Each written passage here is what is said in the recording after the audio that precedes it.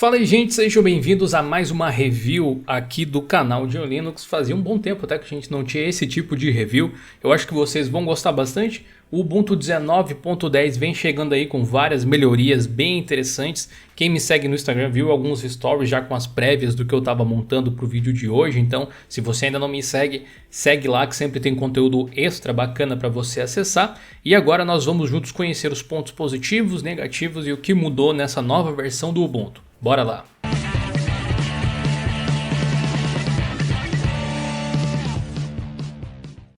Antes da gente ir para o desktop e eu te contar a minha listinha de itens que eu percebi aqui que vale a pena uma menção, é bom lembrar você que esse tipo de conteúdo mais raiz, mais longo, mais detalhado só acontece por conta do apoio que a HostGator dá ao canal. Então se você tem intenção de colocar um site no ar, confira as ofertas que eles têm de forma especial para os seguidores aqui do Linux no link que está aqui na descrição, beleza? Clica ali, dá uma conferida, confere os planos, veja as ofertas, isso ajuda a gente bastante e ajuda quem nos ajuda também. Muito bem, partindo aqui para o lado desktop da força, nós estamos na tela de login, onde você pode perceber, se você for atento, algumas diferenças já em relação à versão imediatamente anterior, que é a 19.04, a qual eu tenho em dual boot nesse meu PC de trabalho, inclusive uma versão que me fez voltar a usar o Ubuntu, que ficou muito boa e que essa 19.10 promete superar. Por exemplo, o botão de cancelar aqui tem uma cor um pouco diferente, agora ele está meio rosado, ou não sei, meio fuchsia. Não sei se seria exatamente esse o nome da cor, mas está um pouquinho diferente aqui. A gente continua tendo o Wayland como uma seção alternativa, o Xorg é o padrão. A própria cor aqui está um pouco mais clara, o Ubuntu anterior tinha um vinho um pouco mais escuro, um roxo um pouco mais escuro, como você preferir. Acessando aqui a área de trabalho, a gente já dá de cara com um belo design para um sistema operacional. Realmente o Ubuntu, especialmente nessa versão, parece muito coeso, muito brando, muito bem equilibrado em várias coisas que eu vou pontuar para vocês. O wallpaper padrão já foi modificado, mas ainda segue aquele layout Ubuntu que você bate o olho e já sabe do que se trata. Temos alguns ícones diferentes aqui também. E uma coisa interessante se notar é que no processo de instalação, aquele slideshow que mostra os recursos do sistema foi alterado ligeiramente também, colocando prints dessa versão em específico. Então não tem mais configurações antigas que apareciam nos slides e versões anteriores do Ubuntu, esse tipo de coisa. Tudo isso foi alterado. Parece que a Canonical finalmente está dando atenção para alguns detalhes aí que fazem parte de um grande um pouco maior. Ainda tem muito chão, ainda tem muito que é possível melhorar, mas já está excelente do meu ponto de vista. Uma coisa que você vai reparar ao abrir aqui o Nautilus, por exemplo, é que o tema está bem diferente. Isso acontece porque os desenvolvedores da Canonical estão tentando trabalhar de uma forma muito próxima dos desenvolvedores do GNOME para não atrapalhar, digamos assim, os desenvolvedores do GNOME ao modificar os temas para dar identidade visual do Ubuntu. Isso acontece porque os próprios desenvolvedores do GNOME, algum tempo atrás, se você acompanha aqui o canal talvez tenha ouvido falar desse assunto, pediram para que as pessoas deixassem de customizar tanto assim os temas e entregar distribuições com visuais quebrados, com aplicações que tinham defeitos de espaçamento, que tinham outros tipos de situação que tornavam inconveniente o uso e acabava gerando bugs que os desenvolvedores do GNOME teriam que tentar corrigir, mesmo que fossem bugs que eles mesmos não tinham criado.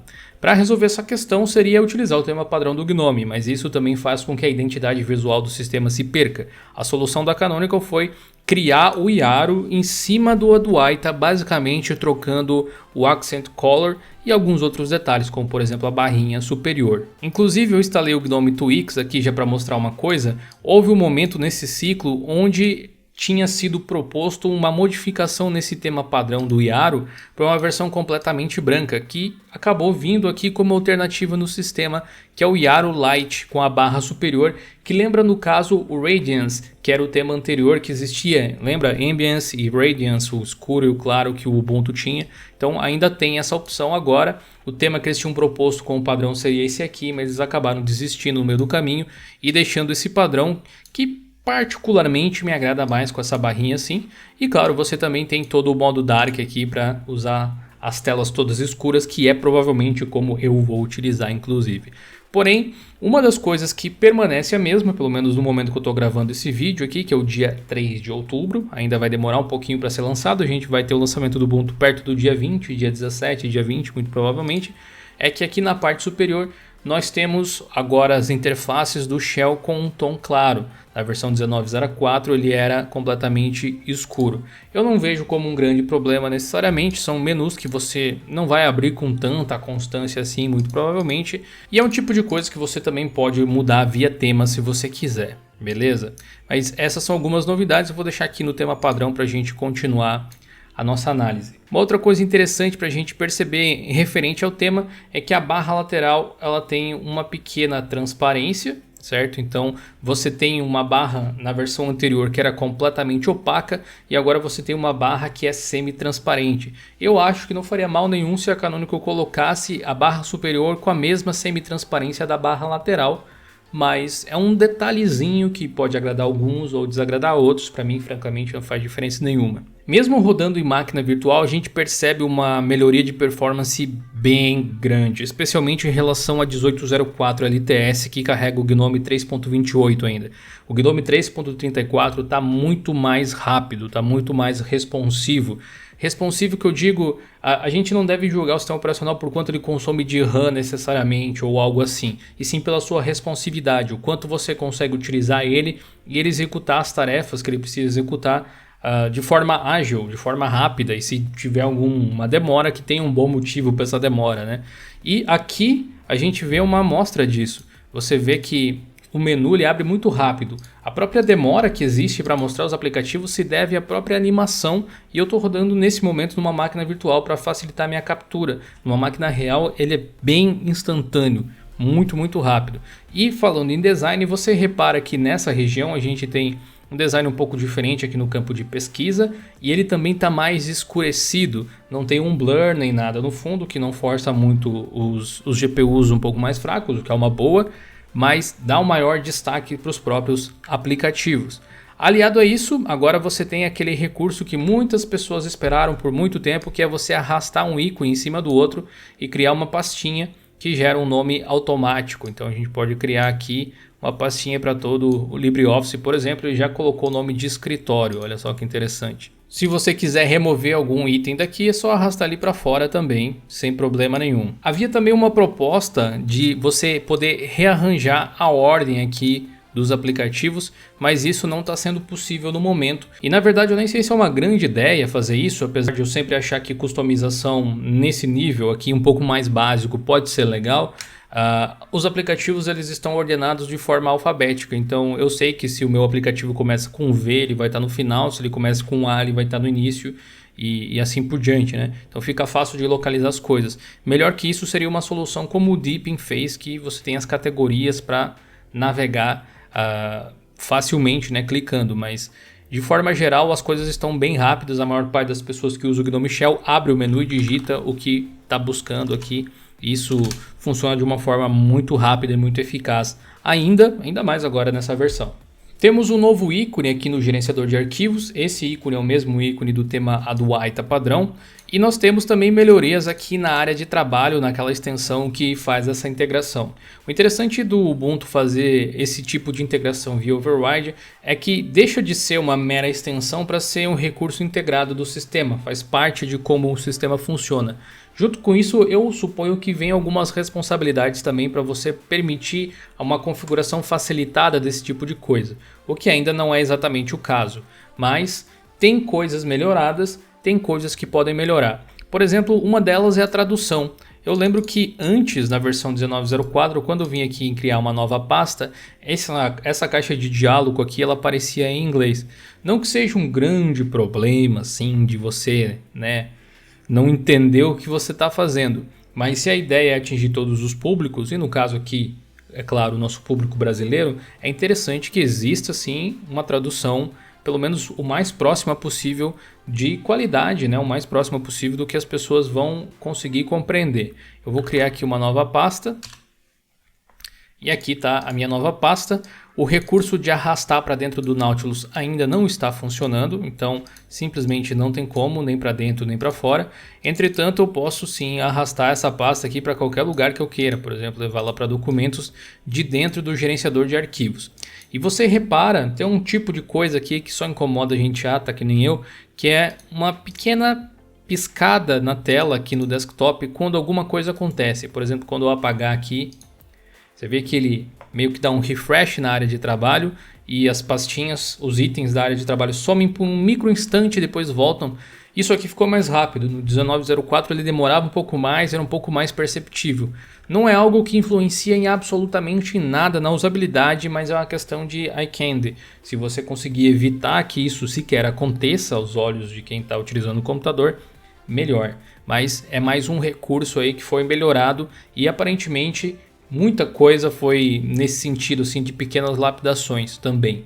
Se eu abrir duas janelas aqui, uma coisa que eu percebi que não está traduzida, então fica a dica aí para os nossos queridos amigos tradutores do Ubuntu, de repente, quando você tem mais de uma instância na mesma janela, você clica com o botão direito, só aparece a opção Quit to Windows aqui, ou seja, se eu abrir 3 vai aparecer 3 e tal, mas essa caixa de diálogo ela não fica completamente traduzida. Se eu tiver apenas uma janela, ela fica certinho, eu consigo fechar, ela vai aparecer aqui e sair, beleza? Então tem esse pequeno problema de tradução, já tinha na versão anterior, continua tendo nessa versão ainda, provavelmente não vai ser corrigido, eu não sei se dá tempo de enviar novos pacotes de tradução ou algo assim, mas buscando de repente para ano que vem uma LTS mais concisa, mais estável, mais robusta, pequenos detalhes aí que fazem a diferença. Eu tenho uma pequena lista de coisas aqui para comentar e a gente vai mergulhar de vez nela agora. Eu gosto bastante da ideia dos snaps, pacotes snaps são muito legais,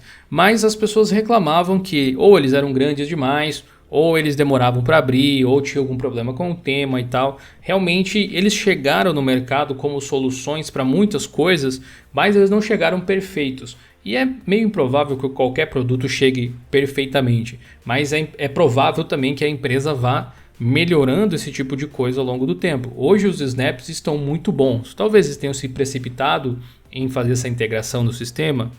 Não sei, muito difícil você dizer hoje do jeito que as coisas estão. Mas de fato eles estão funcionando muito bem. Se eu clicar aqui na software Ubuntu, você vai ver que ela abre praticamente instantaneamente aqui na minha máquina virtual. Para a galera que viu lá no Instagram, na máquina real, tá ligado que enquanto eu clico aqui, enquanto a animação de clique está rolando, a janela da loja de aplicativos já está aberta. Tá muito rápido, realmente melhorou bastante. A gente ainda tem essa aba aqui que não faz o menor sentido estar presente, porque as atualizações do Ubuntu são gerenciadas por outro lugar, por esse software aqui. Inclusive a gente ainda tem aquele problema do Gnome de truncar as palavras, então muitas coisas não aparecem com a palavra completa.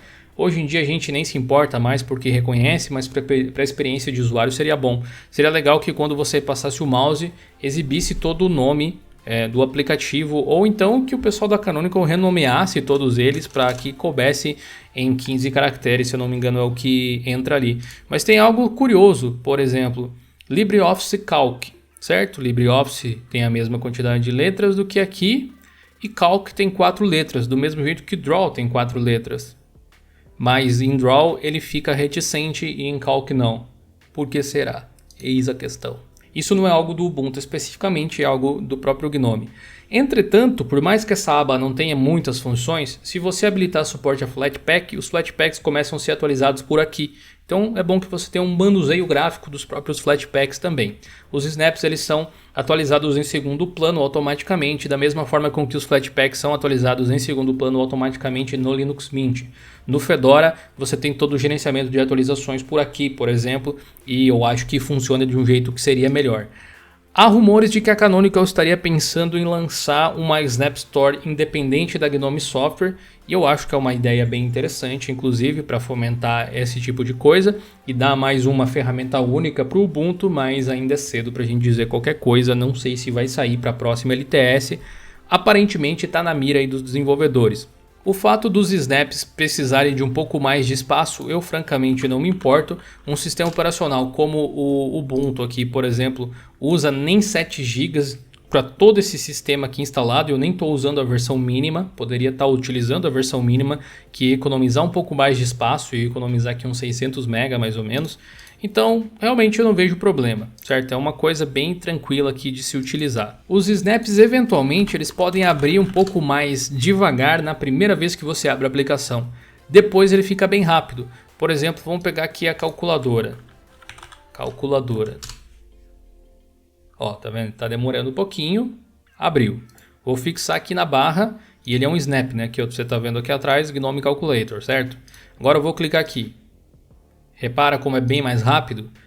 Creio que eu não consigo mostrar isso para vocês agora, mas você tem também agora aqui na parte da dock, quando você plugar um pendrive ou quando você conectar um HD externo ou alguma coisa do tipo aqui, você vai exibir aqui na dock um íconezinho, o Ubuntu vai exibir ali na dock um íconezinho de pendrive, de HD externo ou algo assim, do mesmo jeito que o Unity fazia. Então você vai poder acessar diretamente esse armazenamento sem precisar abrir aqui o ícone do Nautilus. Eles são independentes uns dos outros, exatamente como funcionava no Unity. Outra novidade que a gente tem aqui no sistema está aqui no painel de configurações, que é um aplicativo do Gnome que é de grande responsabilidade de um brasileiro, o George, que trabalha na Endless também e trabalha muito no Gnome. Esse cara aqui, ele teve algumas melhorias, tanto de interface quanto da própria forma de se comportar. Agora vou pegar aqui, por exemplo, a parte de wallpapers que foi redesenhada, a gente já vai dar uma olhada nisso. Você vê que você pode encolher, ele é bem responsivo, o que vai permitir que o Gnome possa ser utilizado naqueles smartphones e tal, como o Librem. Existe o botão aqui na parte de plano de fundo para você adicionar uma imagem que está em qualquer pasta aqui do sistema, ficou bem fácil agora. E você tem aqui uma prévia de como é a sua área de trabalho e de como é a sua tela de bloqueio, então você pode fazer as duas coisas.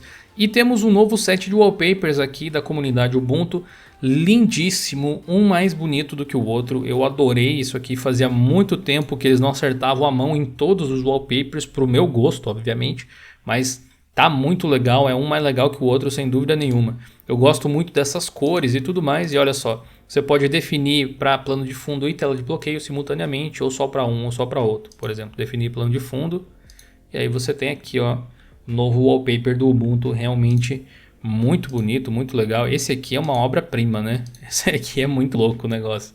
Ficou muito legal esse wallpaper.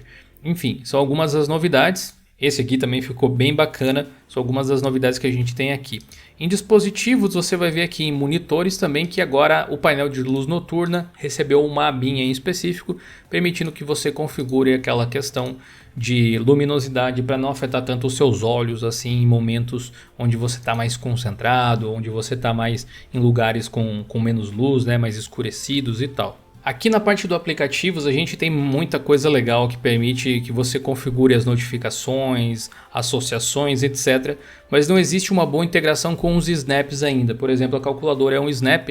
Se a gente clicar aqui em abrir no software, você vê que ele não consegue encontrar essa ferramenta. Inclusive, isso se torna uma janela meio inútil, porque eu não tenho como voltar para a loja, não tenho um botão de voltar nem nada aqui. Eu só posso fechar realmente. Muito diferente do que acontece, eu seleciono um aplicativo como o Tease, por exemplo, e clico aqui em abrir no software. Ele vai me apresentar aqui o aplicativo dentro da loja que tem, por algum motivo, uma galinha aqui na imagem. Da mesma forma, não tem como voltar aqui para a loja, mas pelo menos ele funciona como deveria.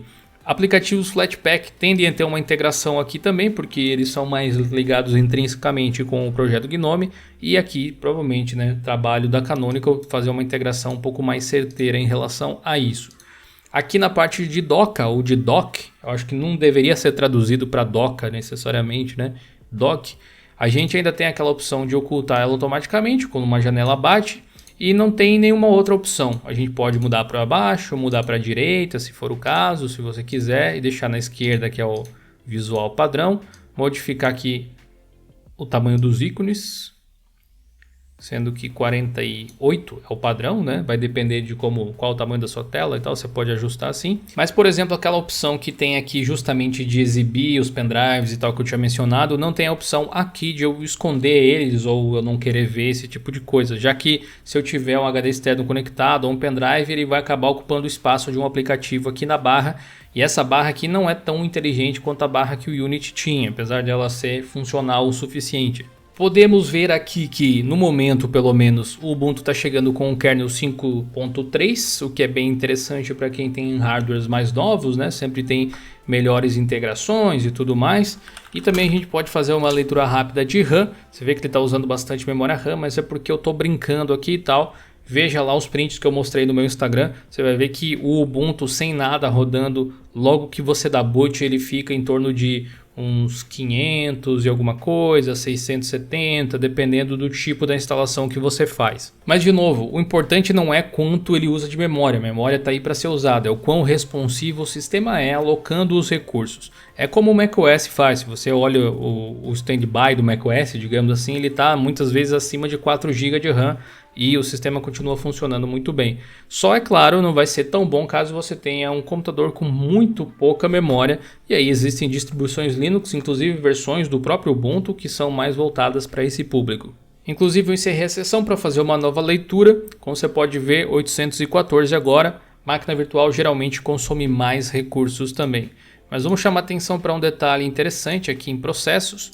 O GNOME Shell está aqui com 202 agora, mas de novo, em máquina virtual ele consome mais. Eu vou reiniciar aqui o GNOME Shell para ver se ele volta a um padrão menor. 140, 200, isso aqui é bem mais realmente do que acontece numa máquina física.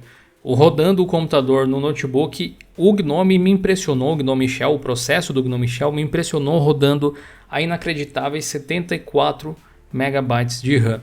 Então não se deixem levar somente por esse tipo de leitura aqui. Aqui nos aplicativos de sessão eu notei que temos um novo aplicativo iniciando junto com o sistema, que é esse iMlaunch, voltado para a configuração do iBus para métodos de entrada de teclado. Então essa é uma coisa que não tinha anteriormente, que me consta pelo menos, e que eu encontrei nessa versão do Ubuntu, pelo menos nessa versão beta no caso. E tem mais algumas coisas aqui que eu não consigo mostrar necessariamente para vocês, mas existe a opção Failsafe Graphics quando você for instalar o sistema, caso você tenha algum problema para iniciar o computador com a sua placa de vídeo, alguma coisa assim, você pode ir para o modo seguro para fazer a instalação ou a correção de alguma forma através desse modo. A própria cor do boot, a animação ficou um pouco mais clara, refletindo aquela cor da tela de login também. E por último, mas não menos importante, na localização eles adicionaram uma opção que permite que você não diga onde você está.